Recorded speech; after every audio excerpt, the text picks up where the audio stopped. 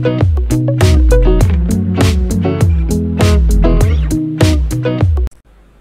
Viewer, আশা করি সবাই ভালো আছেন। আমি হাফিজুর রহমান ফরাদ আপনাদের জানাচ্ছি সালাম এবং শুভেচ্ছা। আজকের আলোচনার মূল বিষয় হচ্ছে মাইক্রোসফট ওয়ার্ড 2010 ভার্সনের ভিউ মেনু, অর্থাৎ ভিউ মেনুর মাধ্যমে আমরা কি কাজ করতে পারবো।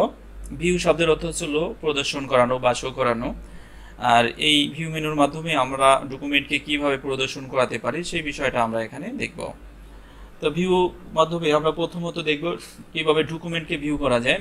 তো ডকুমেন্টকে আমরা কয়েকটি ওয়েতে ভিউ করতে পারি। যেমন প্রথম যে ভিউটা রয়েছে সেটা হচ্ছে প্রিন্ট লেআউট। তো প্রিন্ট লেআউট এটি ডিফল্ট থাকে, এটি ব্যবহার করা হয় প্রিন্টিং মিডিয়ার জন্য, অর্থাৎ আমরা যদি কোনো ডকুমেন্ট তৈরি করার পরে প্রিন্ট করি সেক্ষেত্রে এই প্রিন্ট লেআউটটি ব্যবহার করা হয়। ফুল স্ক্রিন, কোনো কিছু লেখার পরে যদি এটাকে ফুল স্ক্রিন মোডে আমরা দেখতে চাই, রিডিং করতে চাই, পড়তে চাই, ক্লিয়ারভাবে বুঝতে চাই, সেক্ষেত্রে আমরা ফুল স্ক্রিন মোডে চলে আসবো। তা ফুল স্ক্রিনে আসার পরে এটিকে আমরা ক্লোজ করতে পারি। এই ক্লোজের যে আইকন রয়েছে এখানে ক্লিক করে আমরা ক্লোজ করতে পারি। ওয়েব লেআউট, ওয়েব পেজ নিয়ে কাজ করার জন্য আমরা ওয়েব লেআউটটি ব্যবহার করব। দেখতে পাচ্ছেন এখানে দেখাচ্ছে ওয়েব লেআউট এবং আউটলাইন, চারপাশে আউটলাইন এটি দেখাবে। আউটলাইন ক্লোজ করার জন্য আমরা এখানে ক্লিক করব। ভিউ থেকে ড্রাফটিং করার ক্ষেত্রে আপনি এই ড্রাফট লেআউটটি ব্যবহার করতে পারেন। তো আমরা যে লেআউটই থাকি না কেন আমাদের প্রিন্ট লেআউটে চলে আসতে হবে, কারণ আমরা প্রিন্ট লেআউট নিয়ে বেশি কাজ করে থাকি। দেন তারপরের যে অপশনগুলো আমরা দেখব সেটা হচ্ছে শো মেনুর আন্ডারে রয়েছে এটি। এখানে শোর আন্ডারে যেটা আমরা দেখব যে কিভাবে রুলার শো করাতে হয়, আর রুলার শো করানোর জন্য আমাদের ক্লিক করতে হবে। এখানে আপনারা দেখতে পাচ্ছেন এখানে রুলার শো করানো হচ্ছে। দেন তারপরে রয়েছে গাইডলাইন। তো গাইডলাইন হচ্ছে এটি, এখানে গাইডলাইনটি আসেনি, এখানে আসছে। তো গাইডলাইন কিভাবে আপনি আনবেন, গাইডলাইন আনার জন্য এখানে ক্লিক করে গাইডলাইন আনবেন। আর গাইডলাইনের কাজটা কি, মূলত গাইডলাইনের কাজটা কি, আমরা গাইডলাইনের মাধ্যমে কি কাজ করতে পারবো। ইনসার্টে যাচ্ছি, শেপে যাচ্ছি। এখন আপনাকে বলা হলো যে আপনি পেজের 0 পয়েন্ট থেকে শুরু করে অর্থাৎ 3 ইঞ্চি পরে একটি শেপ ড্র করেন বা একটা পিকচার রাখেন। সেক্ষেত্রে আপনি কিভাবে একটা পিকচার আপনি রাখবেন 3 ইঞ্চি পরে। আর এটি বোঝার জন্য আমাদের কি করতে হবে, রুলারটাকে অন করতে হবে, গাইডলাইনটাকে অন করতে হবে। দুটিকে অন করে এরপরে আমাদের ইনসার্ট থেকে শেপে যে আমাকে বলা হয়েছে 3 ইঞ্চি পরে, তাহলে 0 পয়েন্ট হচ্ছে এখানে আর এটি 3 ইঞ্চি হচ্ছে এই পর্যন্ত। তাহলে আমরা 3 ইঞ্চি লাইন বরাবর এভাবে ড্র করব। তাহলে আমরা যে কোনো ধরনের ডকুমেন্টের ক্ষেত্রে আমরা নির্দিষ্ট পরিমাপে যদি কোনো কিছু সেট করতে চাই, বসাতে চাই, সেক্ষেত্রে গাইডলাইন এবং রুলার অপশনটি ব্যবহার করব।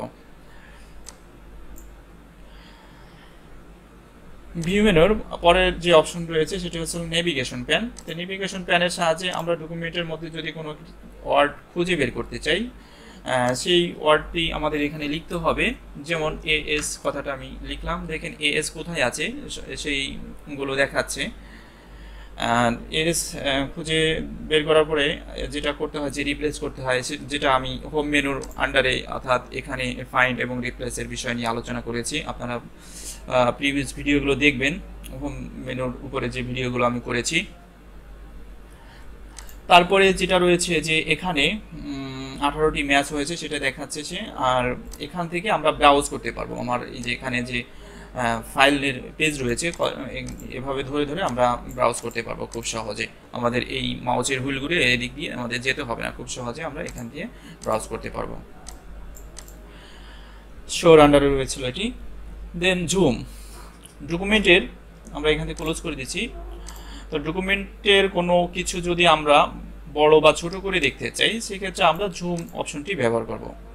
আর জুম অপশনের মধ্যে ক্লিক করার সাথে সাথে এখানে ডিফল্ট কোনোটিই নাই, কারণ এখানে আমি কাস্টম করে রেখেছিলাম, যার কারণে এটি আউট হয়ে গেছে। তো 75 এটি আপনি করতে পারেন, বা 100%, 200%, যত বড় করবেন, যত পার্সেন্ট বেশি হবে তত বড় দেখাবে ফন্টগুলো।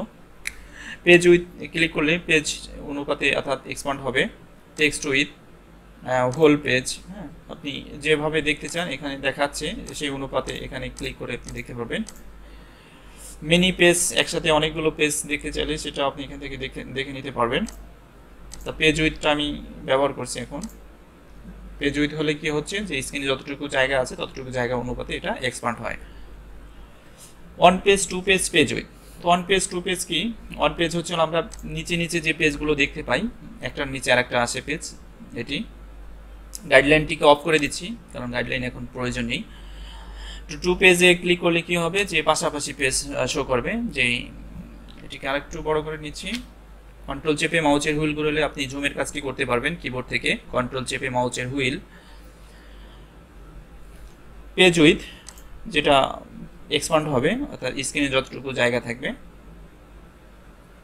তারপরে যে অপশনটি আছে এটি হলো উইন্ডো। উইন্ডো বলতে আসলে কি বুঝি আমরা, উইন্ডো হচ্ছে আমাদের সামনে যা কিছু আছে এটা একটা উইন্ডো, আর এই উইন্ডোকে আমরা যদি নতুন আরেকটি উইন্ডো হিসেবে পেতে চাই সেই ক্ষেত্রে উইন্ডোতে ক্লিক করব। দেখেন আরেকটি উইন্ডো তৈরি হলো। তো ভিউ থেকে উইন্ডোতে ক্লিক করে আপনি সেম যেভাবে যা আছে সামনে এটির মতো করে আরেকটি পেতে চাইলে নিউ উইন্ডোতে ক্লিক করলে সেম একটি কপি হবে।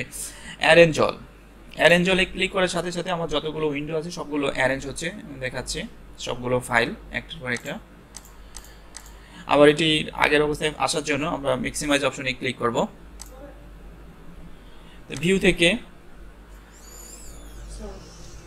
স্প্লিট, আমরা স্প্লিট করতে পারবো আমাদের ডকুমেন্টকে, অর্থাৎ এই জায়গাতে আমরা রোলার সেট করলাম, আবার এটিকে রিমুভ করতে পারবো এখান থেকে। ভিউ সাইড বাই সাইড, আমরা পাশাপাশি ফাইলগুলোকে রাখতে পারবো,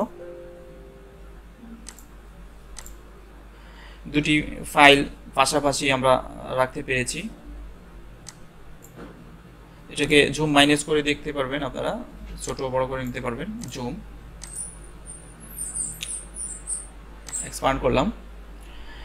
এবং সুইচ উইন্ডো, আমাদের যতগুলো ফাইল আছে এখন ওপেন, সমস্ত ফাইলের নাম এখানে দেখাচ্ছে। আমি যদি এখন লেটার ওয়ানের যে ফাইলটা আছে সেটা যদি ওপেন করতে চাই, ক্লিক করার সাথে সাথে এখানে দেখেন ওপেন হয়ে যাচ্ছে। আবার সুইচ উইন্ডো যেমন লাইন ব্রেক, মিল মার্জ, হ্যাঁ যেটা আমি চাই সেটা এভাবে ওপেন হয়ে যাবে। তো এই ছিল ভিউ মেনুর উপরে আমাদের ভিডিও টিউটোরিয়াল। আশা করি সবাই ধৈর্য সহকারে ভিডিওগুলো দেখবেন এবং কোনো ধরনের কোনো সমস্যা হলে অবশ্যই আমাকে কমেন্টসের মাধ্যমে জানাবেন এবং ফোন নাম্বার দেওয়া থাকবে, আপনারা ফোন করেও জেনে নিতে পারবেন। ধন্যবাদ, সবাই ভালো থাকবেন।